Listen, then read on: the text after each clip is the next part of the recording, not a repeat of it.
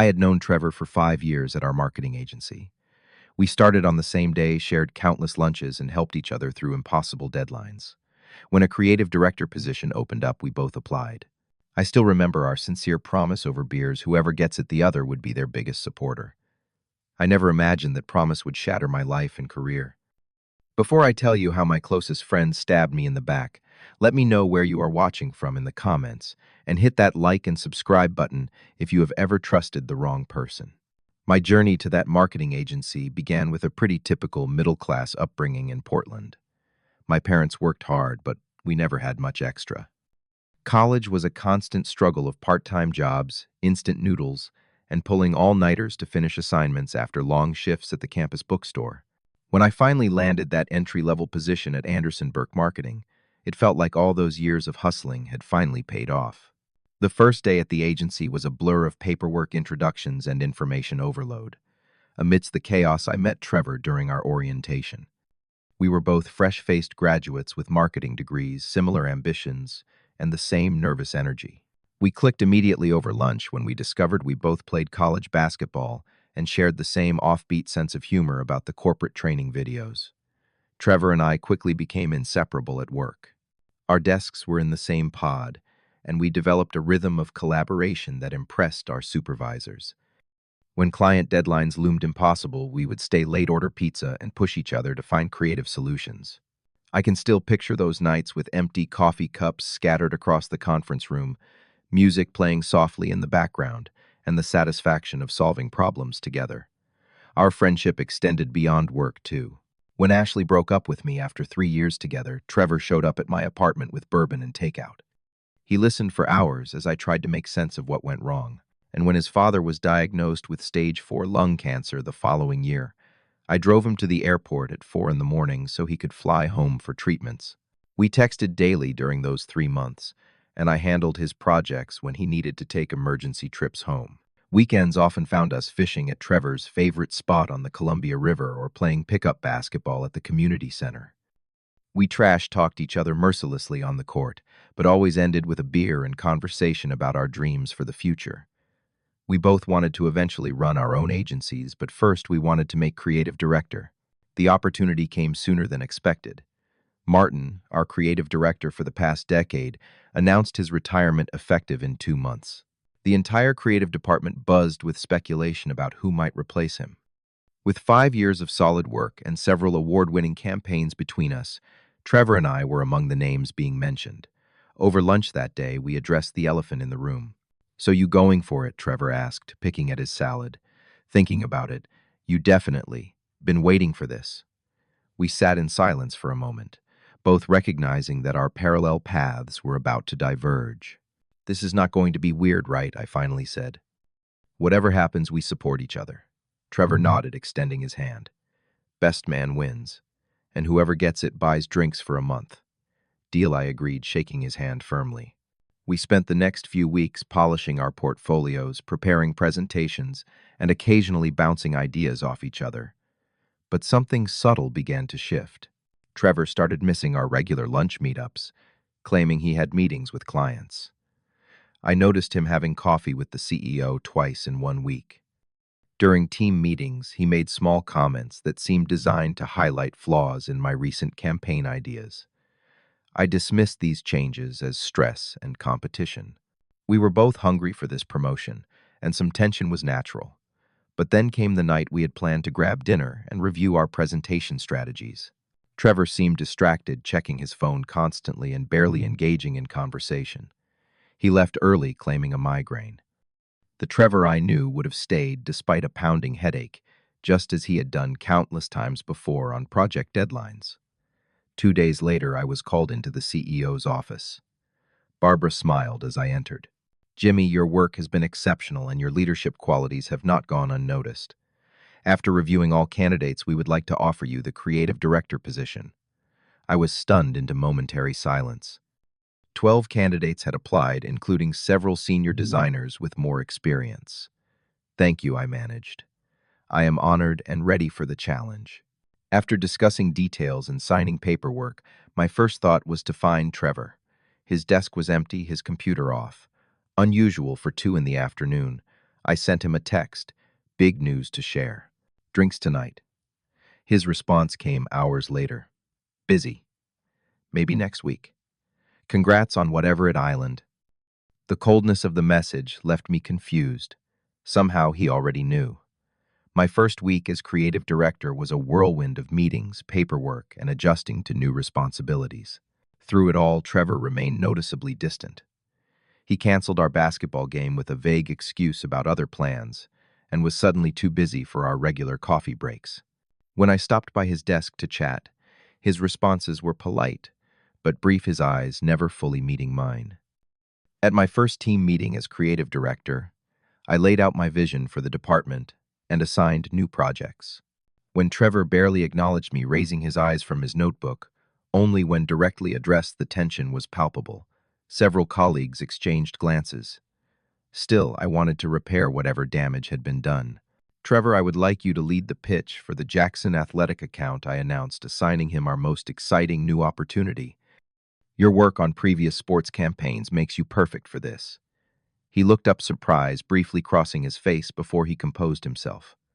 Thanks for the opportunity. I will make sure it is exceptional.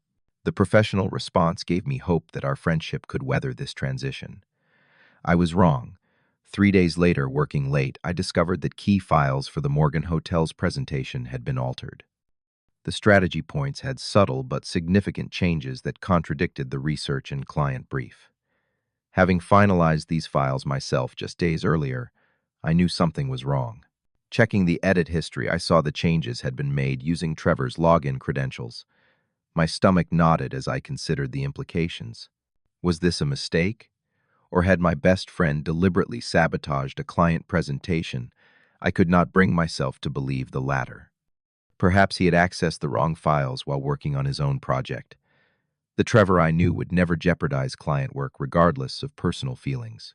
Rather than confront him, I spent hours restoring the correct information and implementing a new system that would notify me of any changes to finalized files. I gave Trevor the benefit of the doubt, but my trust was fraying. The following week brought the quarterly presentation for Wilson Manufacturing, our biggest client, and the account that had earned me my promotion. Trevor had designed several key slides as part of the team effort. Minutes before the presentation, I discovered he had altered our proposed strategy, changing messaging points we had agreed upon weeks ago. With no time to fix the changes, I had to present material that contradicted my earlier discussions with the client. The Wilson team was visibly confused, questioning the inconsistencies. I took full responsibility, promising to send a clarified proposal by the end of day. After the clients left, I closed the conference room door and confronted Trevor. What happened with those slides? We agreed on a different approach entirely. I made improvements based on new market research, he replied coolly. If you were more open to innovation instead of playing it safe, you would see that. Any changes need to be discussed with the team and approved by me. That is basic protocol, Trevor, and you know it. Sorry, creative director, he said, the title sounding like an insult. I forgot I need permission to do my job now. He walked out, leaving me speechless. This was not the Trevor I had known for 5 years. This was someone I did not recognize. Over the next 2 weeks, I began noticing whispers that stopped when I entered rooms. Colleagues who had always been friendly became formal and distant. Projects that should have run smoothly hit unexpected roadblocks. Through office gossip and fragments of overheard conversations, I pieced together the source. Trevor had been telling people I was taking credit for his ideas, that I had won the promotion through office politics, rather than merit, that I was driving the agency toward outdated strategies. The isolation grew daily. Team members hesitated to share ideas in meetings, seemingly afraid I would claim them as my own. Emails that once included me were now excluding me, with decisions being made in parallel channels. My authority was being systematically undermined, and my ability to lead effectively was diminishing. The final blow came on a rainy Thursday afternoon. Our HR director, Melanie, called me into her office, where she sat with a grave expression and a folder on her desk. Jimmy, we have received a serious complaint that we need to address immediately, she began. Trevor has submitted evidence that you have been stealing his campaign concepts and presenting them as your own. She slid forward printouts of emails that appeared to show me asking Trevor to develop concepts, then later claiming them as my original work to Barbara. The emails looked authentic at first glance with correct timestamps and our usual communication style. "These are fabricated," I said, the blood draining from my face. "I never sent these messages." Melanie's expression remained neutral. "The evidence is concerning Jimmy. Given your position and the seriousness of the accusation, we need to place you on administrative leave while we investigate." I felt physically ill as I packed up my laptop and personal items under the watchful eye of security. Colleagues stared as I walked out, their expressions ranging from confusion to vindication. In the span of 3 weeks, I had gone from achieving my career goal to facing professional disgrace. And the architect of this downfall was the person I had trusted most. That night, I barely slept, replaying 5 years of friendship in my mind, searching for signs I had missed. Had Trevor always resented me? Had our friendship been genuine at all? By morning, my confusion had crystallized into something darker, a sense of betrayal so profound it left me physically ill. The days that followed blurred together. I alternated between numbness and rage, replaying every interaction with Trevor, second-guessing my own memories. Had I somehow deserved this? Had I been a bad friend without realizing it? My girlfriend Lisa became my anchor, bringing me food when I forgot to eat, listening to my circular processing, and never once doubting my integrity. "You need to fight back," she said firmly one evening, interrupting my spiral of self-pity. The Jimmy I know would never let someone else write his story. Her words cut through the fog. She was right.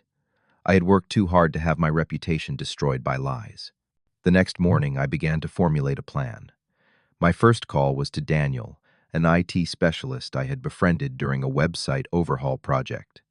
After explaining my situation, he agreed to meet. "If these emails were altered, there will be digital fingerprints," Daniel explained over coffee. "Nothing in a corporate system happens without leaving traces." Over the next week, Daniel helped me examine the metadata of the fabricated emails. We discovered inconsistencies in the coding that proved they had been backdated and altered. More damning, we found evidence that Trevor had accessed my email account using an admin password he should not have had. The digital trail showed a systematic pattern of intrusion and manipulation dating back to the day of my promotion. Further digging revealed Trevor had altered numerous project files, inserted errors into presentations, and even redirected important client emails to his account before forwarding them to me with subtle changes. Most shocking of all, Daniel uncovered calendar entries showing Trevor had met 3 times with executives from our main competitor, Westfield Creative. "He was not just trying to get you fired," Daniel concluded grimly. "He was setting himself up to take your clients to Westfield." Armed with this evidence, I felt more confident, but knew I needed human testimony to complement the technical proof. To my surprise, support came from unexpected quarters. Alex, a junior designer who had always been quiet in meetings, reached out via text, asking to meet privately. Over coffee, he revealed that Trevor had asked him to alter documents and backdate work to make it appear that certain concepts originated with Trevor. "I did it once because he said it was fixing a mistake in the system," Alex admitted. "But then he kept asking, and it felt wrong. I have been too scared to come forward." Sarah, who had left the agency 6 months earlier, called after hearing about my suspension through industry gossip. She described similar manipulative behavior from Trevor during her time at the company, including taking credit for her designs and sabotaging her relationship with key clients. Even the new intern, Zach, had information he had witnessed Trevor accessing my computer early one morning when he thought the office was empty. These testimonies, combined with the digital evidence, created an airtight case that Trevor had orchestrated an elaborate scheme to destroy my career. With my evidence compiled, I texted Trevor, suggesting we meet at Murphy's, the bar where we had celebrated countless work victories. He agreed surprisingly quickly. Trevor was already nursing a whiskey when I arrived, his expression smug as I slid into the booth across from him. "Rough week?" he asked with mock sympathy. "Illuminating, actually," I replied, maintaining eye contact. "I know what you did, Trevor. All of it. The emails, the altered files, the meetings with Westfield." His smile faltered briefly before he recovered. "That is quite an accusation from someone on administrative leave. I doubt anyone would believe you over me at this point." "Why?" I asked, genuinely wanting to understand. 5 years of friendship and you threw it away. Why? Something hardened in his eyes. "That promotion was mine. Everyone knew I deserved it. I have always been more creative, more strategic, more connected to the industry. But somehow you always end up ahead. The professors loved you in college. Clients request you specifically. Barbara mentored you from day one. So this was jealousy. You could have earned that position fairly. I tried fair, he snapped. Fair got me nowhere. You want to know the truth? I have always been in your shadow, and I am sick of it. If you take this so-called evidence to HR, I will make sure your reputation is so damaged you will never work in this industry again. I recorded every word of our conversation. The next morning, I requested an emergency meeting with Barbara and the executive team, including HR. Trevor arrived looking confident, clearly, not expecting me to have actionable evidence. As I methodically presented the digital forensics witness testimonies and finally the recording of Trevor's confession, the color drained from his face. The email metadata alone was damning, showing clearly how the messages had been altered. When I played the audio of Trevor's threat, the room fell silent. This is taken out of context. Trevor protested weakly. We have all the context we need, Barbara replied, her expression stone cold. Jimmy has provided comprehensive evidence of not just professional sabotage, but potentially criminal actions. Trevor's facade finally cracked. You do not understand the pressure. Always being second best. Always watching Jimmy get the recognition while I worked just as hard. The promotion was the final straw. I just wanted what I deserved. What you deserve, Barbara said, standing up, is termination effective immediately. Security will escort you to clear your desk. As Trevor was let out, his final glance at me contained no remorse, only anger at being caught. The man I had considered my closest friend for 5 years left without a word of apology. The weeks following Trevor's departure were challenging in different ways. Though vindicated, I returned to an office fractured by mistrust and confusion. Some colleagues avoided eye contact, embarrassed by their willingness to believe Trevor's lies. Others were overly solicitous, compensating for their doubt with excessive friendliness. Rebuilding trust with the team became my primary focus. I instituted an open-door policy and transparent project management systems where all decisions and creative contributions were documented and acknowledged. I made a point of publicly crediting team members for their ideas, sharing both responsibility and recognition. The Wilson manufacturing account required special attention. I personally met with their executive team, explaining the situation without placing blame or making excuses. Rather than just promising to do better, I showed them our new creative direction with a comprehensive presentation that addressed their concerns from the previous meeting. Their cautious approval was the first step in rebuilding that crucial relationship. 3 months later, our campaign for Wilson won a regional advertising award, validating our renewed approach and solidifying their trust. The agency began to heal, and my leadership position strengthened as results spoke for themselves. Professionally, I was back on track, but personally, the betrayal left deeper scars. I found myself second-guessing connections with new colleagues, analyzing casual comments for hidden meanings, and keeping a protective distance, even from people I liked. Lisa noticed my withdrawal and gently suggested therapy. Dr. Matthews helped me process the complicated grief that comes from this kind of betrayal. You are not just losing a friend, she explained. You are losing your trust in your own judgment. That is a profound form of loss. Through our sessions, I began to separate the personal feelings of betrayal from my professional interactions. I learned to be appropriately cautious without becoming paranoid, to trust incrementally rather than absolutely, and to recognize that Trevor's actions reflected his own insecurities rather than my worthiness of friendship. I also reconnected with friends outside work who had taken a back seat during my career-focused years. Weekend hikes with my college roommate Ryan, monthly dinners with my cousin Michael and his wife, and joining a community basketball league provided the genuine connections I had been missing. 6 months after the incident, I was getting coffee at a shop across town when I heard a familiar voice order at the counter. Trevor stood 10 feet away, looking thinner and more subdued than I remembered. He spotted me as he turned from the register. For a moment, we just stared at each other. I expected him to leave or to glare with the same hostility I had last seen. Instead, he hesitantly approached my table. "Jimmy," he said quietly, "do you mind if I sit for a minute?" Against my better judgment, I gestured to the empty chair. "I have been in therapy," he began without preamble, "trying to understand why I did what I did. It is not an excuse, but I wanted you to know I am working on myself. I remained silent, unsure what response he expected. The jealousy and resentment built up for years, he continued. I felt like I was working twice as hard for half the recognition. When you got the promotion, something just snapped in me. You could have talked to me, I finally said. At any point in those 5 years, you could have been honest about feeling overlooked. I know that now. Pride kept me from admitting I was struggling. He paused, fingers tapping nervously on his cup. I am not asking for forgiveness or friendship. I just wanted to acknowledge the pain I caused and tell you I am sorry. Mixed emotions churned inside me. Part of me wanted to accept his apology and find closure. Another part remembered the calculated way he had tried to destroy everything I had worked for. I appreciate you saying that, I said carefully. We both contributed to a friendship that clearly had issues beneath the surface. I should have noticed you were unhappy, but what you did went beyond normal conflict, Trevor. It was calculated and cruel. He nodded slowly. I understand. I hope someday you can forgive me, but I respect that it might not be possible. We talked for another 20 minutes, not as friends reuniting, but as two adults acknowledging a painful shared experience. When we parted, I felt a strange combination of sadness and relief. The anger that had been consuming me had transformed into something quieter and less destructive. Back at the agency, I channeled my experience into a new approach to leadership.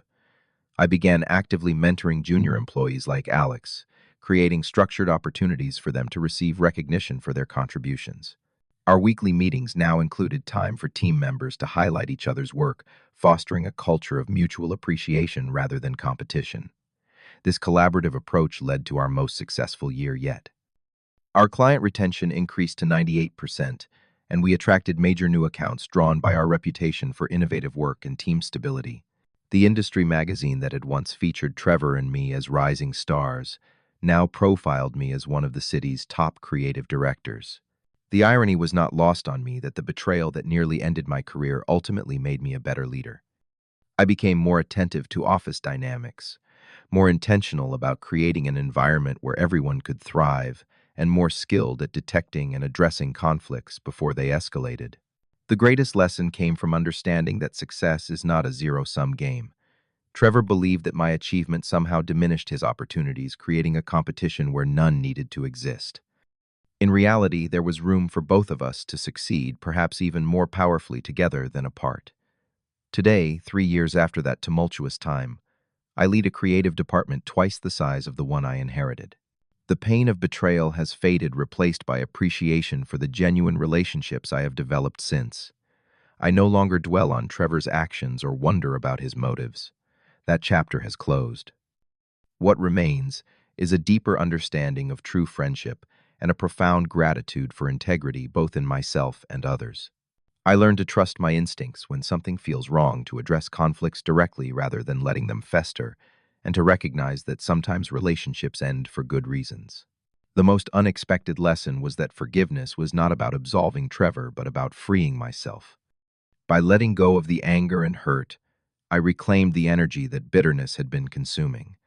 That freedom allowed me to rebuild my career and personal life with a wisdom I had painfully earned. Have you ever experienced betrayal from someone you trusted completely? How did you handle it, and what lessons did you take away? Let me know in the comments below. And if this story resonated with you, please hit that like button and subscribe to hear more real-life experiences.